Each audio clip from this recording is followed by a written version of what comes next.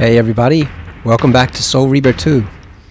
I haven't recorded this in a long while. I've been pretty busy with Persona 3 Reload recently. That game sucks you in. You end up spending hours and hours on it that you did not actually intend to play, so we haven't really had much time to play Soul Reaver 2 recently. But we're gonna pick up right where we left off. So last time we were here, we had met with the Elder God, where he has some harsh words for us, but also some suspicious words too. And we found out all this stuff that was apparently hidden under the pillars that nobody knew about, as far as we know.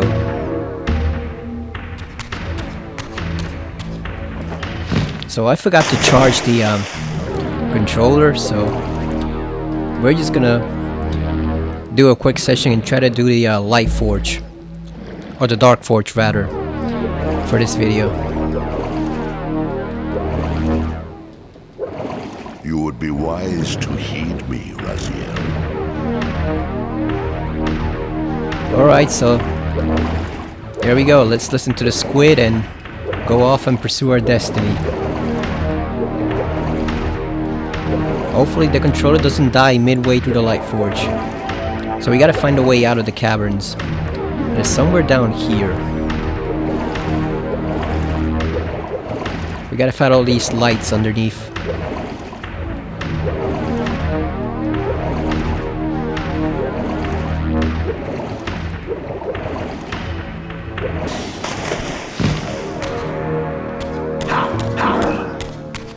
Yeah, let's just ignore these guys.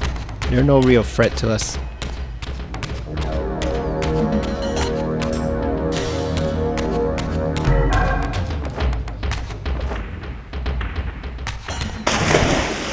Now this is something real interesting, because this is basically an altar or shrine to the Elder God, which makes you wonder who actually built this. Was it humans? Was it a pre-human civilization? It had to be, right? Because there's no way humans would have the ingenuity to build this, unless it was built way before it was flooded. You'll notice this symbol here, that's for another Reaver that we're going to pick up eventually. The Air Reaver specifically, but that's a long way off, so for now we're just going to ignore that.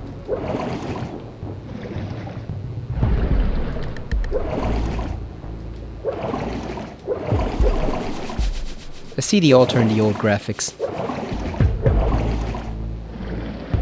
More or less the same, a little more texture to it. Get a nice close-up of Raziel's backside there too. This area isn't really that difficult to navigate normally, but the second time you come through here, or the third time rather, it actually becomes really dark and it's very difficult to see. So I hope they fixed that in this game, because it was very difficult to see in the original. You can see here we can climb this wall.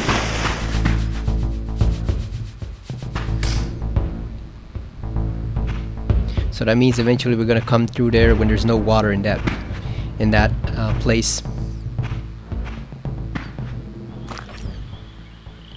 I surfaced into a very different landscape. The daylight barely penetrated the dense canopy of this forest. Here I discovered an ancient ruin, unmistakably one of Mobius's time-streaming chambers, but long ago sealed and abandoned to the encroaching swamp. I didn't currently possess the means to break this seal, but I thought in time that I might. This game is very good at introducing you to areas that you're gonna explore later. It's just a little too linear. I wish you had more freedom in what you could choose to explore. So a fun fact: these lanterns here, basically they're called the Ignis Fatuus in Blood Omen. These are actually leading the way to Vorador's place in the swamp. So we are in the Temujin Forest. Seize him.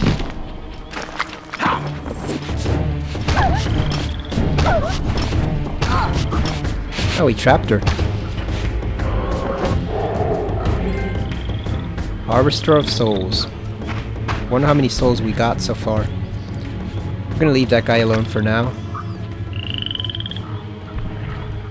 You can see right there, there's if you look at it closely, it's the Reaver symbol on it, so that's where we need to go. That's our destination, the Dark Forge.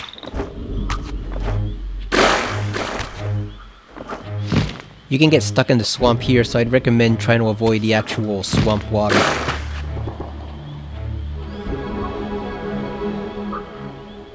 There's some crows lurking around the balcony.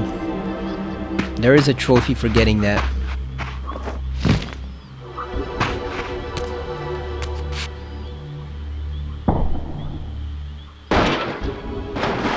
Razio have some strength.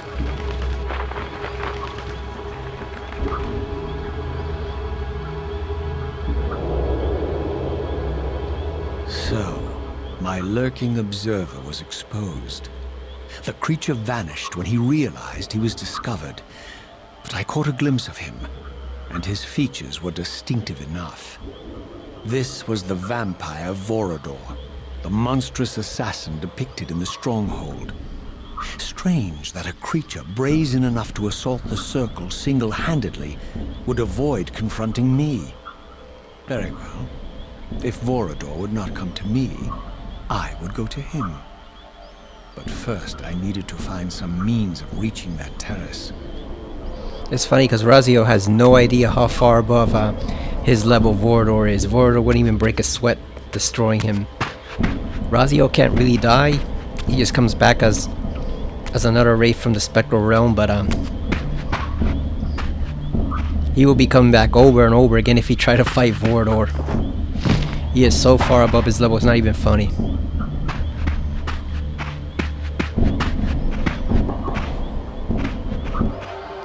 So I noticed they fixed the color for his skin. I always thought it looked a little too dark in this version. He was like a dark jade green, and that's not supposed to be his actual color. He was always more like the texture here that you see on this ground here. That was his original color in Blood Omen. And he was actually supposed to be gray apparently, but then they changed it. I'm glad they did because it gives it a unique feel. We don't really see too many green vampires in fiction, where we see a lot of gray vampires. But yeah, I always thought it was a little too dark in this one. It didn't really match his appearance in Blood Omen, his skin tone. And then on top of that, they gave him the huge bat-like ears, which they were a lot smaller. They weren't as pronounced in Blood Omen, so I'm glad they kind of altered it a little bit to make him match the canon version of him. You know, the original version. They still didn't do the outfit, but at the same time, it makes sense for him to have multiple outfits. He's not just going to be wearing the same exact thing over and over again. I wonder if there's a trophy for impaling a certain number of people. So you'll notice some balconies here. You see one over there.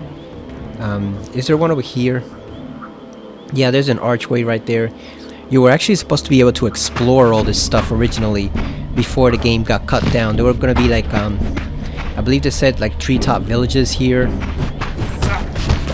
You know, whenever you mention treetop villages, you automatically think of the Ewok village in Return of the Jedi, but no, there was supposed to be some definite treetop villages here in the swamp, and they all got cut down. So Razio would have been able to explore places like that little tower right there.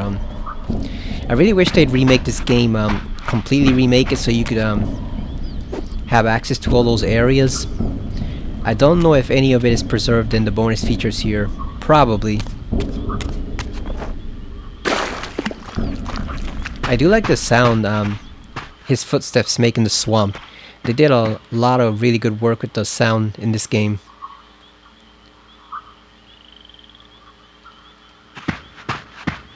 We're gonna save here because there's a possibility we might screw this up in about 15 minutes or so. So we're gonna save here just in case we have to reload and start over.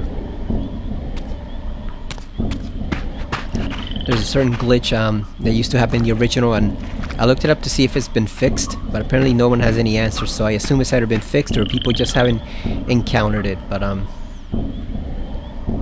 either way, we're not taking a risk.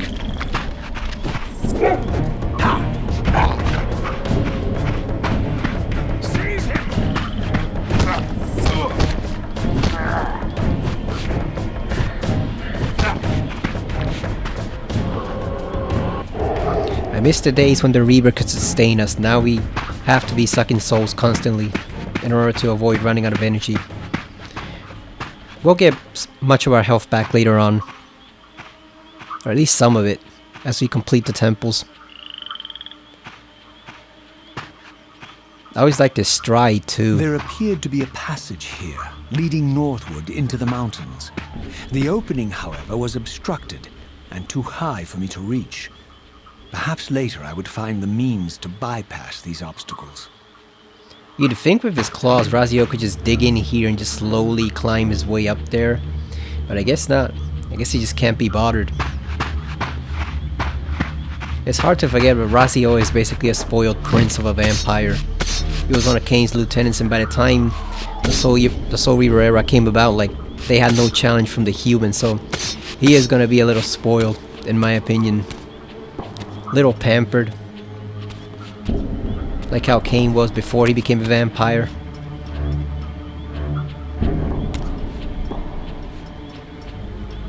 Because when you got no challenge, of course you're gonna grow decadent and arrogant. This guy was just balancing on the edge of the stairs there. Oh, there's two of them.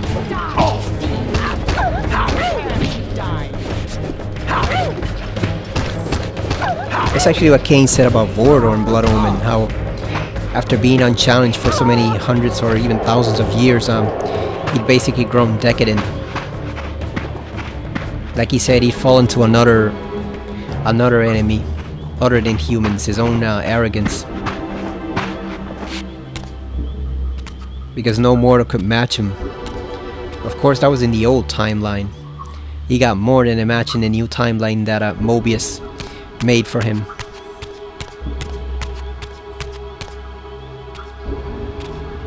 So we are gonna do this for a trophy.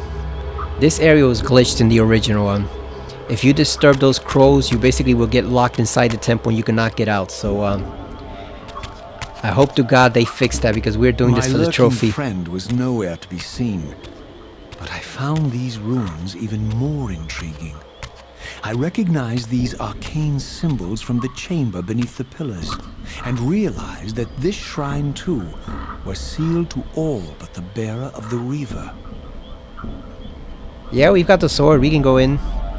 Yep, so it says disturb all these crows, so here we go. I hope to God they actually fix this, because if not, we're in deep, deep trouble. There's one.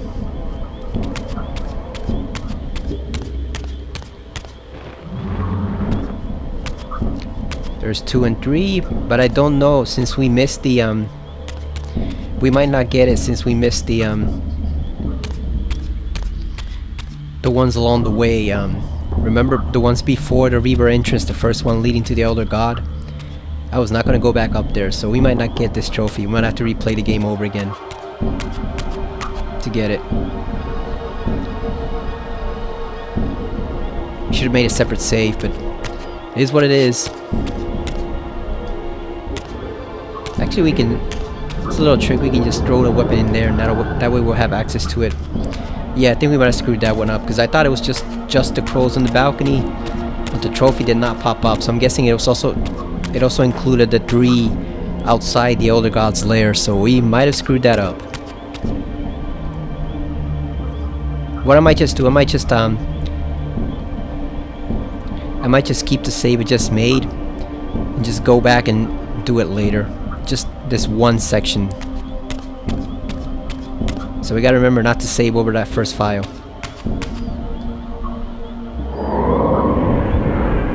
Yeah, I'm not playing the whole game over again just to get one trophy. So I think what I'm gonna do is I'm gonna make a separate save, and we'll just do it later.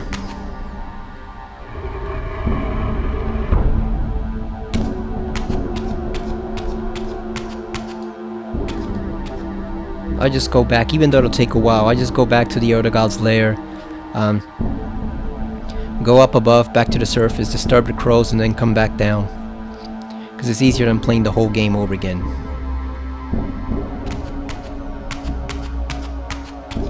There's our first new enemy, skeleton. They never really explained what these were. Like, they're undead revenant type creatures, but I mean, like, who actually created these? I'm guessing these must have been prisoners of war that were captured by whatever ancient race was fighting in those murals, right? And then they just cursed these guys to become guards. I don't think it was them because they have no wings, so it's either humans or the corpses or maybe some of their enemies. Unfortunately, we have to lay down the weapon for a bit.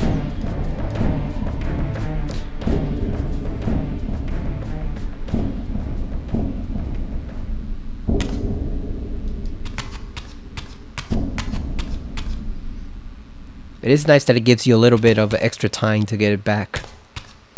But we have to leave it here anyway because we have to shift over into the spectral realm.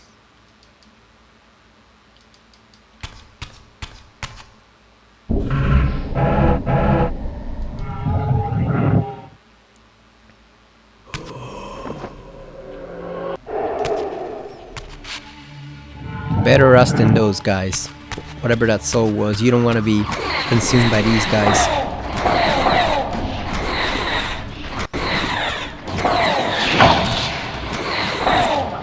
Like I said, I have a theory as to what these things are, but I'll get into it when we play Defiance, because it might be a bit of a spoiler.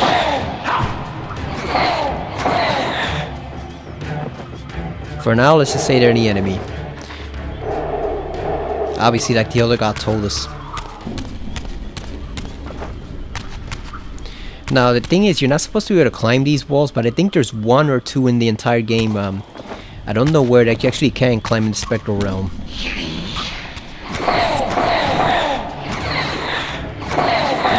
And then in Defiance, I think you'd actually climb them at any period, so I guess Razio just evolves enough to be able to climb. Yeah, these guys always respawn.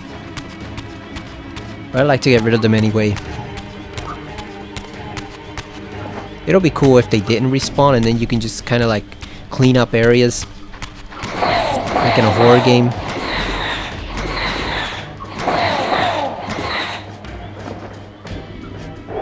You know, purge the area of the unnecessary monsters. And make it safe for any souls that get lost in here.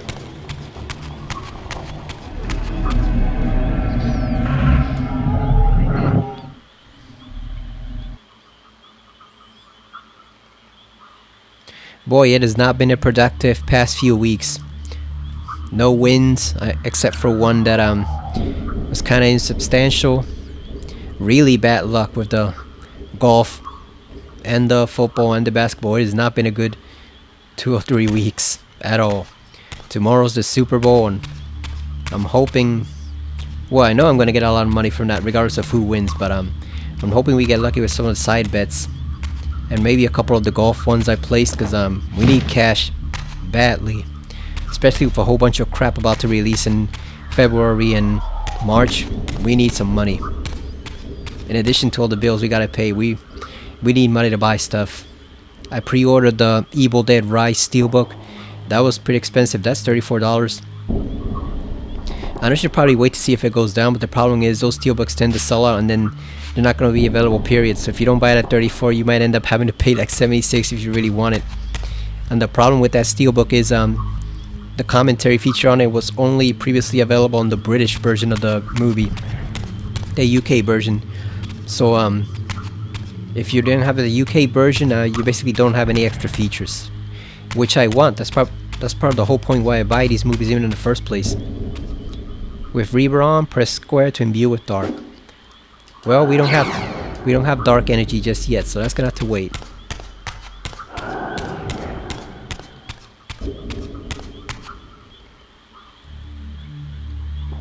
So this whole place was in the swamp this entire time and nobody knew it was here. Except for maybe Vorador. Maybe. We'll see in a little while, right? He was obviously here for a reason.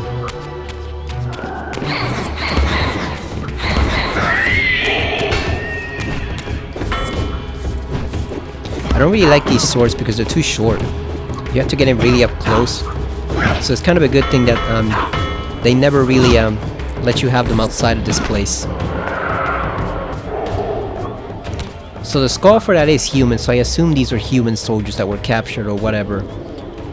And I guess cursed to become these things as guards. Maybe they were fighting on the wrong side. Of course, we don't know yet which of these is actually the right side or not. In that war that was mentioned. Now this right here, coming up here, was actually kind of revolutionary, at least for me at the time when I played this game. The storytelling through the murals, where Razio examines this ancient picture that's been carved here for like who knows, like 5,000 years or 10,000 years, whatever.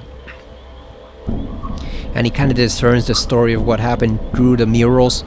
The only thing is they started relying on them too much in Defiance. They used them too much, and so people got fed up with it.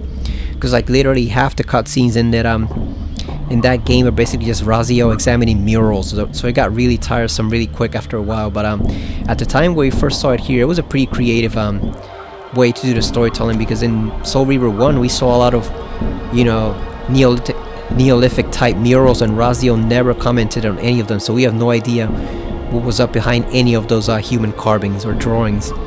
But here he has quite a lot to say, and then in Defiance he has even more to say about him, so I just thought it was a neat concept at the time. Fun way to tell a story.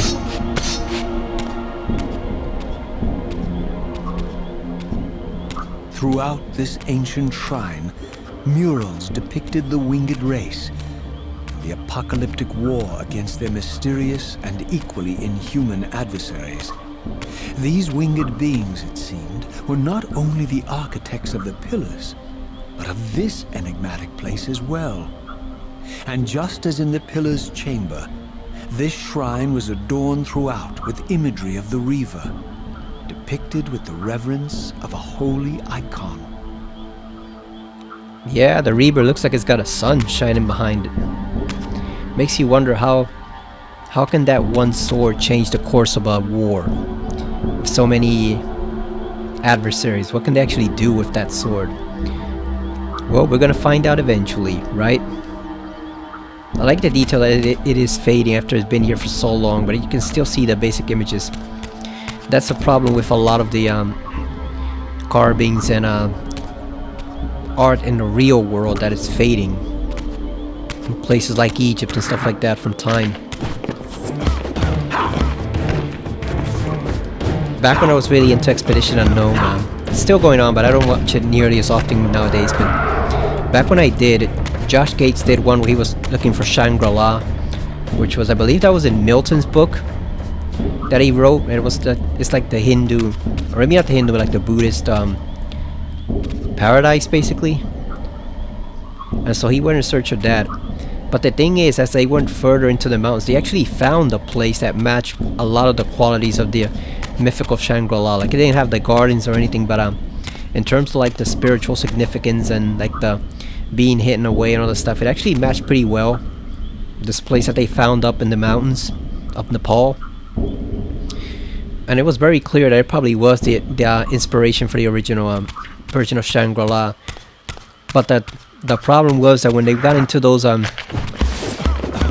when they got inside the little temples and stuff, you could see on the broadcast that the art was in serious deterioration. Like, it's been so long that it's basically fading at this point. So there's gonna come a time, probably in the next 200 years, if we all survive, that you're gonna be able to go to those little temples and houses and places in that hidden area, and there's gonna be nothing on the walls because all the art would have just faded into nothing, you know. It just deteriorates and disperses because it's been like 5,000 years, you know, since anyone was there. And the problem with that is that anything you could learn from that art that was written on the walls and stuff is basically gone. You have like the barest traces of scriptures and stuff like that, and drawings and imagery, but the art itself is fading. So last I heard, they were trying to find some way to preserve it, because that's basically not just a national treasure for Nepal, it's basically a archaeological treasure for mankind, because that is probably the inspiration for Shangri-La, for that version of, or Shambhala, as they call it, that version of paradise. So you have the original inspiration for a legendary myth right there. But the most important part of it, the scriptures on the walls are basically deteriorating and fading every day. So that's a huge problem if you want to preserve the history of it, because there's gonna come a point in time where there's nothing but blank walls because all the art is gone, and then you lose the spiritual significance of it. So it's good that at least it became documented. You know, we have it on video, but at the same time, that means few people are ever going to be able to see it in person, even if they are able to visit it. I just noticed there Razia was posing like he was holding the staff, but the staff didn't load. I'm guessing they overlooked that little detail. I kind of like the way it looks over here instead of the old graphics over this one. That one looks kind of shady, that crystal there. Looks almost like a cocoon or a crystal of some sort.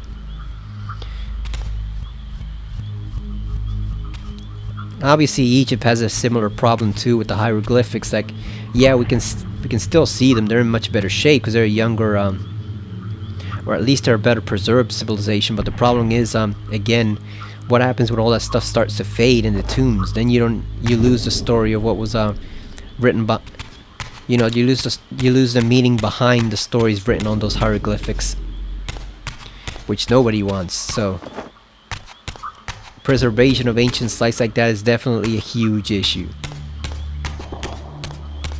And who would have thought we'd be talking about art preservation in a video game? But that's what this game does. This game had a lot of love and care put into like the settings, the little details here and there, the architecture, the history. What it lacks in gameplay, I think it almost makes up for in storytelling and atmosphere and world building. So this is our first new puzzle that we've gotten that is not a block puzzle. They eliminated those completely in this one. So now since we were now on the PS2, now we have light and shadow based puzzles. So I'm trying to see which one. Yeah, we gotta rotate. I don't think it matters which order we do them in. So we're gonna do the left one first. Yeah, I don't think it matters much. I think you can do it in any order. Now, I know the second one, the Light Forge, has a definite order we have to do it in. But I think the Dark Forge is just simple. Go one, do one route, and then come back and do the other route. I don't think it matters much which order we do them in. There's the lurking creatures there. Can we fly over here or not? Let's see. I don't think we can.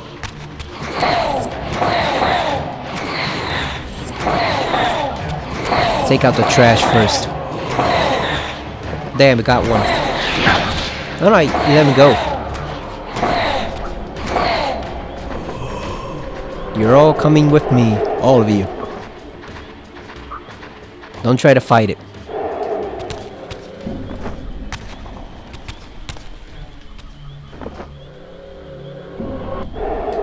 Let's grab this guy too, so he's not just lost here in the underworld.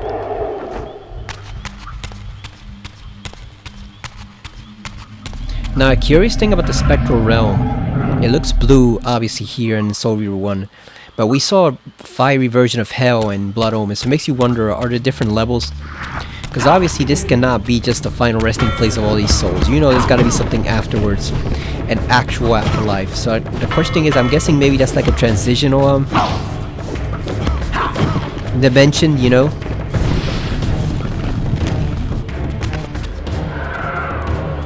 I'm guessing that's kind of like the place, like an intermediary between this and the actual afterlife. And we know there is an afterlife because in Defiance, and not to spoil it too much, but near the end, kind of all the souls of all the Balance Guardians who ever lived are summoned are summoned all at once to a specific point in time.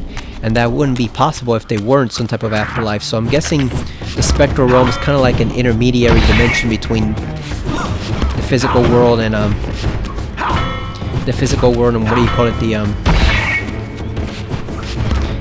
the actual afterlife, which raises some interesting points for Defiance.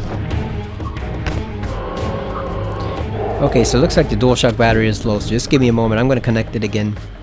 I disconnected it because it wasn't playing well with the USB drive that I have installed, but I guess we got no choice.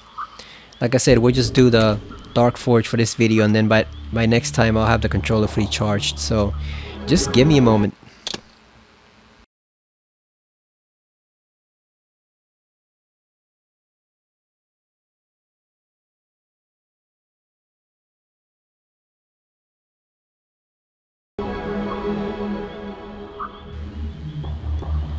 Okay, so it might pop up with the notice that there's too many USB devices all at once. I don't know why it does that. Yep, there it is. Too many USB devices connected. I have no idea why it does that because it's just a controller. So we're just gonna have to ignore that and pray that it doesn't pop up too often. Thankfully, there's not a lot of cutscenes inside here, so it's mainly just puzzle solving. So we can disconnect it for a moment when we go outside to meet with Vorador again.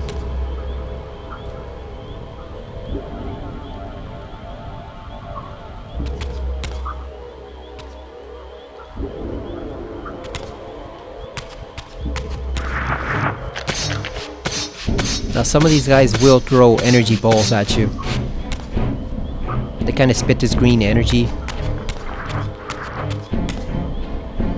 Oh, look at that, there's a symbol for a spectral realm. But what I was saying, we also see another dimension in Defiance, so you kind of wonder, when Cain got killed in Blood Omen, where exactly was he sent to? Because it looks like it could be any one of different places. Maybe he wasn't just in the spectral realm, maybe he was in hell. Because we know Mortanius can access different dimensions. That's part of his whole deal as the Death Guardian. He can go everywhere. Anywhere that deals in souls. And I'm sure he also knows a lot of magic that isn't related to that, so... I do wonder what was up with that because they never really explained it. I wonder if they did a remake of Blood Omen, if it would be all blue now to match the Spectral Realm. But then that wouldn't match what Cain was saying that he saw, so maybe it was also like a representation of it. Maybe Cain just thought he was burning in hell for what he'd done. Even though we don't really know much about his life before he became a vampire. Or maybe it was just like a metaphorical hell, like since he got killed the way he did, ambushed by a bunch of brigands, basically mercenaries or robbers. Maybe it was just like a metaphorical hell, like he died ambushed and unknown by anyone. Or he could have been in that other dimension that we'll see in Defiance. So the trick behind this is you just gotta use some thinking. You gotta pull this pillar right here, right to the very center. That's gonna create a shadow bridge right there. The bridge will stand as long as the pillar is in place. You can use it to cross over here. That was pretty cool back in the PS2 days. Messing around with shadow and light like that, that was revolutionary. It doesn't seem like a big deal now when it was back then. Imagine going from block puzzles, all those tons and tons of block puzzles in Soul Reaver 1 to this. This was awesome back then. Now you just put the mirror over here.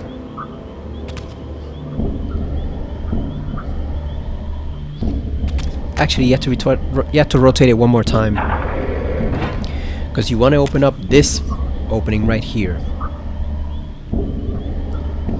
I'm not gonna say what it looks like, but you want to open up that peculiar looking opening right there. You also want to hit this with the Reaver.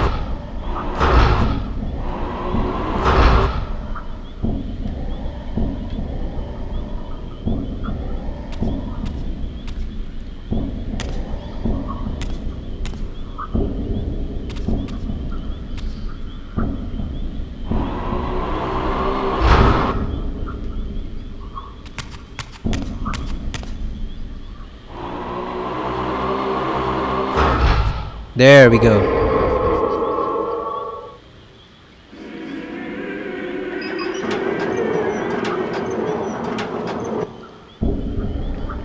I like kind of that weird sound it makes when it opens up the doors. Almost sounds like a bit of wailing, doesn't it?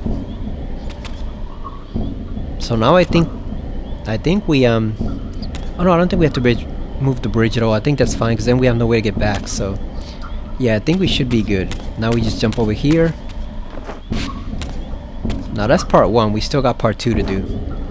We gotta mess around with this sundial thing right here. This is easy, just push it until the opening gets exposed.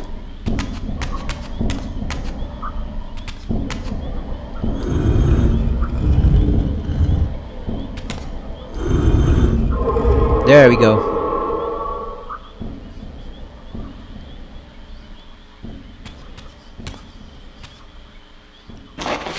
So we got the light and we got the opening. That means now we gotta place something down here. Looks like it's an opening for one of those mirrors, so that means we gotta find a mirror somewhere. It's probably the easiest forge in the game to do.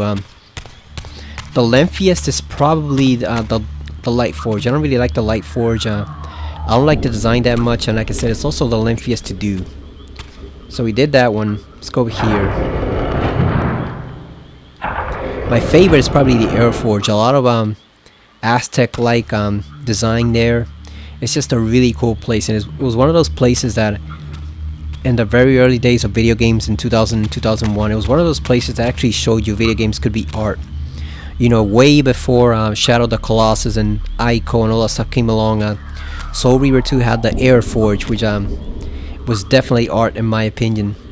And when I was in community college studying computer information systems, I was doing kind of like a website. You had to build a whole website for one of the classes. On anything you wanted to, any subject that you wanted to, you could build a website. I actually chose to build one around Soul Reaver series, or the Legacy of Kain series in particular.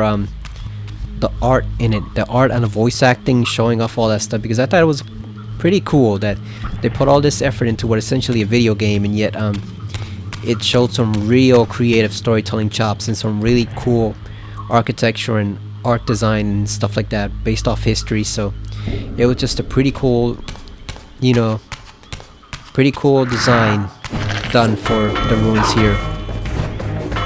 Like I said, it's one of the first genuine examples, along with say like Silent Hill 2, that games could actually be art and not just entertainment, you know, not just playthings. It could actually be significant art. Because the thing is, like, one of the arguments against games being art is like you can interact with it. It's like, oh, it can't be art because you shouldn't be able to interact with art. You know, it shouldn't be subjective. But art can also be beautiful design. You know, it can be things that you can't interact with. Because we have things here in Philadelphia, and say like the Franklin Institute that, or the art museum, that qualify as art, and yet they are fully interactable, so, or interactive. So you can't really use it as an excuse to disqualify video games as art just because you can interact with the storytelling, because they have gameplay. And Soul Reaver 2 was one of the first ones that actually did that, where you realize, hey, this isn't just game design and level design, this is actual real art by these people that they're making.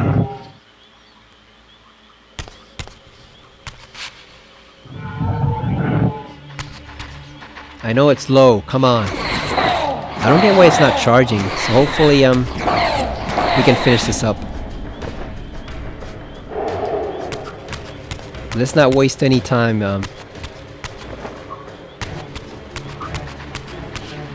Let's try to finish up the level.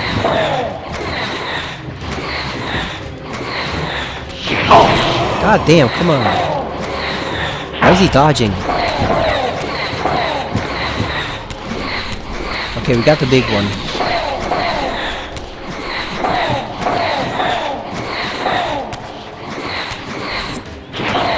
They've gotten quite a bit tougher. There we go, we grabbed the big one.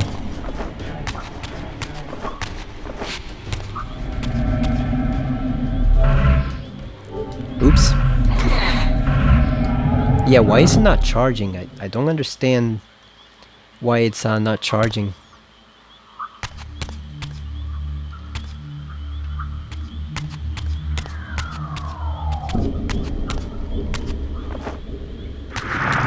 So you know what, since we're in a hurry, I think we're gonna have to ignore those guys. We're gonna have to ignore them because we're almost out of battery power, so let's just do what we need to do and get the hell out of here. Normally I take more time to admire the scenery and all that stuff, but we're on a We're on a timetable.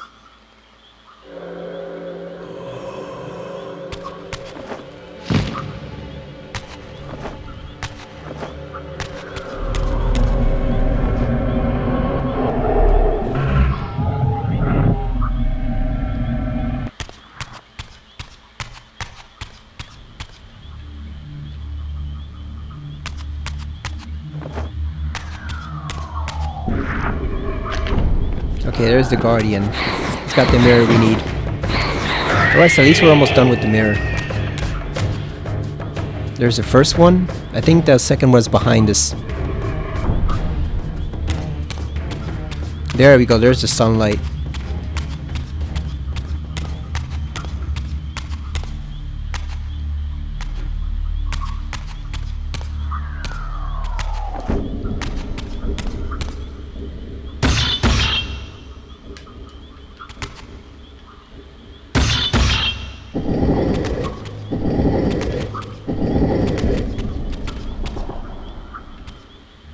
I think we have to shine it over here at this one.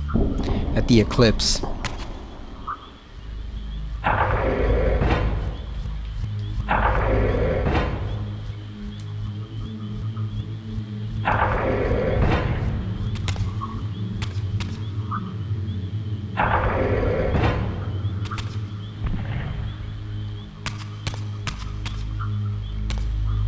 Can we move this one? We cannot.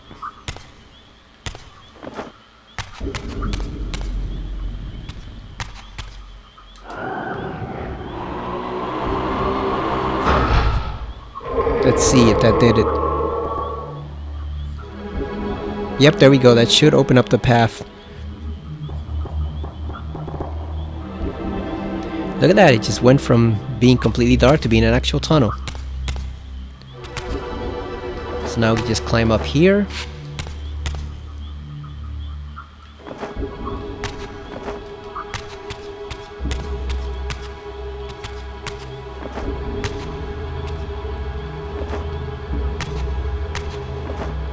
I think I'm gonna have to get a new PS4 controller eventually, because I don't know if it's the controllers on the game, or if the game's just the controller's kind of squirrely.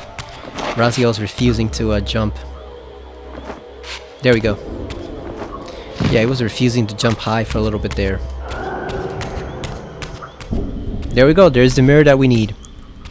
Thank God, just in time. Before the controller dies completely. So there we go, let's just get this mirror back up to where we need to put it.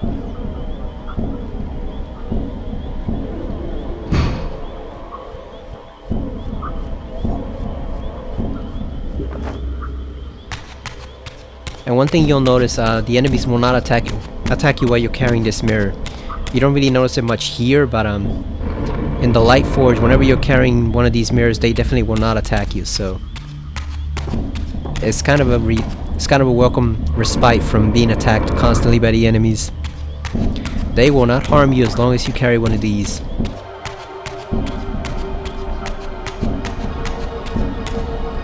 I think my least favorite of the forges, besides the Light Forge, is probably the Fire Forge. That one's a little too short for me. You'll see it near the end of the game. It has a very intriguing puzzle, but oh, look at this imagery. This was very cool back in the day. Yeah, that one's just a little too short and plain for me, the Fire Forge near the end. Although it has a nice motif that goes along with the story. There we go. We got some dark.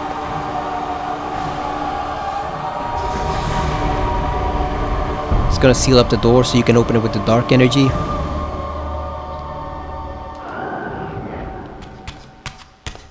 Look at that, it's like a burning sun, almost like an eclipse. Like the moon on one side, the sun on the other. Here we go, let's forge this baby. As I neared the altar, I suddenly felt the Reaver quickening of its own volition. Just as in William's chapel, the balance of power tangibly shifted. Voracious and willful, the Soul Reaver was now in control, and I, merely its helpless puppet. The Reaver plunged itself into that mysterious altar, and devouring the energy that emanated from within, drained this place of its power. Thus sated, the Reaver released me, and I realized as I recovered control that these ancient shrines were forges, each purpose-built to enhance the Reaver with elemental power. Darkness is my friend. There we go. We got the Dark Reaver. You completed the Dark Forge. Now there were supposed to be abilities to use these as you go along through the game. Unfortunately, they had to be cut due to time constraints, but basically one would have made them invisible, sort of like a shadow. Now the good thing is the abilities that were cut do return in Soul Reaver Defiance, where it's more combat based, so you will see them eventually, but unfortunately not in this game. I do like how it looks though. I wish he could pose more with it like he did in the original, in Soul Reaver 1. I do like how it looks, like it's kind of like this shaft of darkness here, like a kind of like a glowing shadow. Looks very, very cool. That's a screenshot right there. Alright, so we completed the Dark Forge. Now let's go meet up with Vordo and we're gonna be done for the night before the controller dies completely. I hate how little it lasts. I think it's lost kind of its battery power after a while. After all these years. The PS5 controller is also losing battery power. Good thing about another now one. I understood the purpose of the mysterious basins I had seen throughout my journey. They were elemental fonts, each attuned to a fundamental essence. When I forged the blade, every font in Nosgoth with the same elemental attunement was simultaneously quickened. The Reaver's enhancements were never permanent, but these fonts enabled me to re-imbue the blade by bathing it in the elemental energy distilled therein. What's really gonna cook your noodle is how do they activate across different time periods. Like, does the energy literally travel back in time or forwards in time? How does that work? That's what really makes you think. How does he activate the forge? The forge is 2,000 years ago, or 500 years from now. How do they? Concentric circles, one How do they do that? eclipsing the other. I recognized this symbol from the door sealing that other ancient shrine, the one I had seen in the lake outside the Sarafan stronghold. Perhaps now, armed as I was with the elemental power of darkness, I could return and gain entry. Yeah, or should I say 500 years ago, not 2,000, 500. Although I probably did activate the ones even further back, so how does that work? Like, does the energy just ripple across time? Just travels across time and activates every single font in the, basically in the world? How does that work? Yeah, so as they are here, the Reaver forges are basically keys to gain entry and access other different temples. They're not really all that useful because they have no combat abilities on their own. We have no need to mess with you, so we're just gonna go. Let's go meet up with Vorador outside. You can actually take some of the weapons outside, I think. But those aren't really that useful. Hopefully we're not trapped in here. We're gonna find out soon.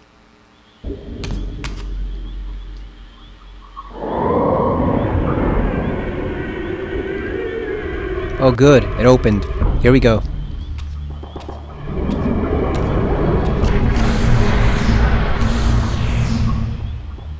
You're a ragged excuse for a savior.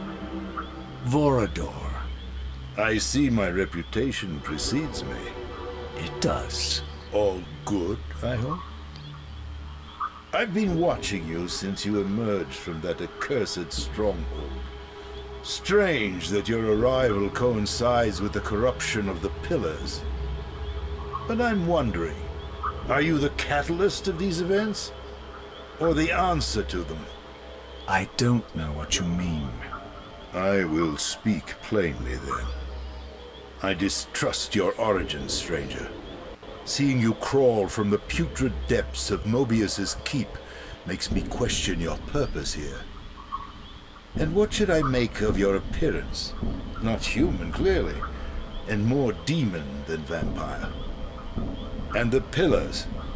It is no mere coincidence that your arrival in that clearing heralded the pillars' decay. And so I ask you plainly, are you the instrument of the pillars' destruction or their salvation? Neither. Very well. Let us look at the other side of the coin. I have followed your journey and watched as you blithely unlocked secrets that have been sealed and forbidden for thousands of years. The path you have been treading is open to only one being. You don't know what you are, do you? I have been many things. If you find me ignorant, enlighten me. What's the point? This world is beyond redemption. Let the human cattle have it. I would expect better than meek capitulation from you. Centuries of persecution have taught me well.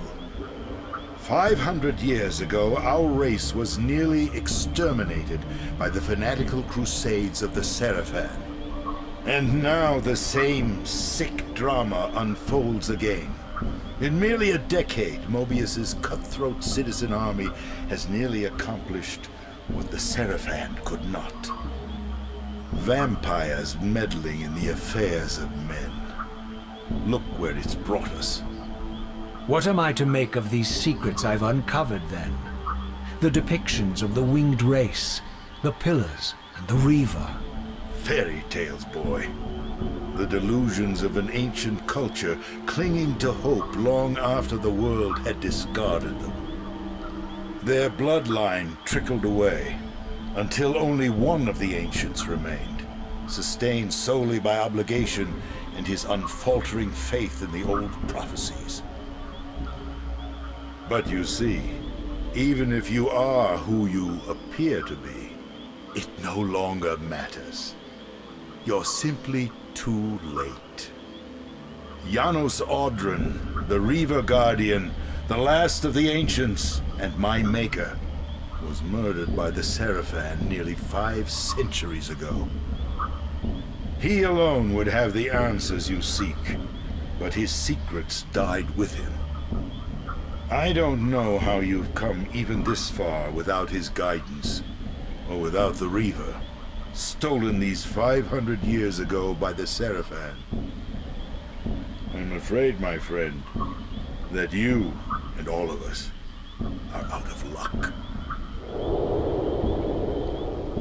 I had no less reason to trust Vorador than anyone else I had met. In fact, the ancient vampire was the most forthright being I had encountered thus far. If Janos Audron was the key to all this, then I would find him, and Mobius's time-streaming device would provide me passage. But first, I had to find a way back into the stronghold, and I suspected I would find the means within the lake's mysterious shrine. Interview with a vampire. Oh, that's nice. I really like Vorador. He's a really cool character. It does make you wonder if he can teleport like that. Why couldn't they just teleport away from the humans? You know, like kind of go beyond Nosgoth's barriers or border regions and just find some place away from them to live. You know, take the few humans loyal to them and just go somewhere else. But I guess it's a matter of pride too. It's a matter of you're not gonna force me from here until I'm dead. You know, rather than just give them what they want.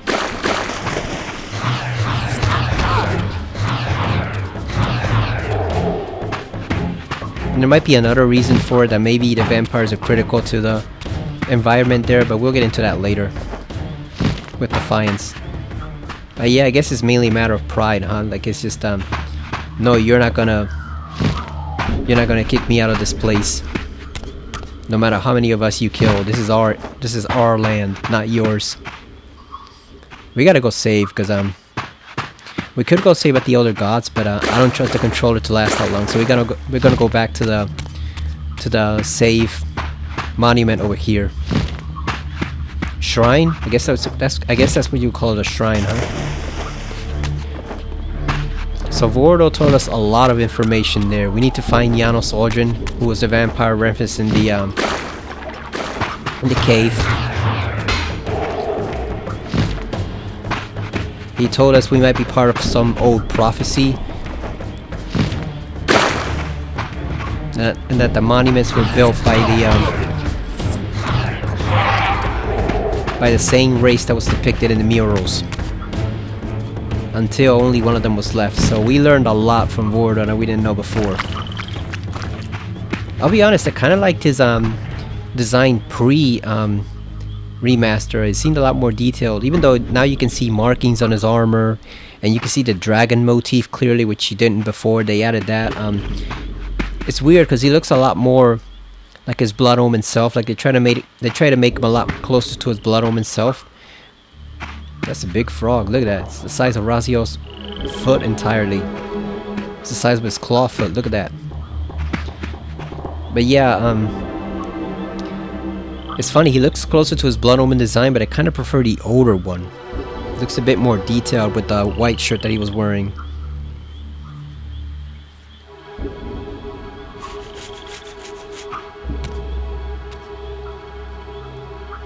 And also with the face, yeah, I get what people are saying. It looks kind of cartoony up close with the face.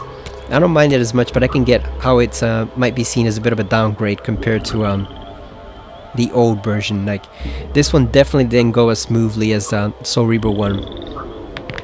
I'm guessing because Reina Aldrin had never really done work on this version, only the first one. So like the first one, they already had a really solid base to draw inspiration from and even reuse in a lot of areas. But this one, I guess they just kind of had to wing it, especially with the deadline for it. I assume, as usual, they got a lot less time for the second entry than they did for the first, so I guess they just had to improvise. It still looks decent. I don't think newcomers will have any problem with it, but I can tell why it bothers old timers from the series with the close-ups of the face with Mobius and with Vordo and Mobius, and Vordo in particular just now. It did look a bit too cartoonish compared to the older one, but whatever, at least we got the game, right? At least it's accessible and playable now. Okay, so I gotta remember we cannot save over this because I gotta go back and redo that whole section to get the trophy. So we're gonna save right here. Normally I do the Light Forge and go back to the Seraphan Stronghold just to have 2 forges in it, but like I said, I don't trust the controller to hold out that long, so we're gonna have to charge this baby. Plus I have to be up early tomorrow anyway to go send back a package from something that I ordered on eBay and received wrong. Received something even though it was basically the same type of item, but the description and image was completely different, so now I gotta go return that and pick up some more supplies and groceries before the snowstorm comes in the evening. Damn, it just bothers me when he cracks his neck like that. Yikes. It's cringe inducing. Doesn't bother him, but it bothers me. Okay, so yeah, we got our first new Reaver, the dark one. We got the Dark Reaver. We talked with Vordo, learned some important bits of information we didn't have before, and now we're off to get the second one at the Light Forge near the lake, close to the Seraphan Stronghold. So next time when we come back, we are gonna go there and complete that forge, learn some more about the people who built these places, because there's a lot more to learn about them. And we're gonna try to go back to the Stronghold and use Mobius's little time thingy to go backwards in time and meet up with Janos. So that's it for now. Thank you for watching, and I apologize if this was a little too short of a video compared to the previous one, but we'll make up for it next time by doing multiple areas in the next session. So thank you for watching, and I will see you again next time on Soul Reaver 2 Remastered on the PS4. See you later, everyone, and if you're watching, enjoy the Super Bowl this Sunday. See you later.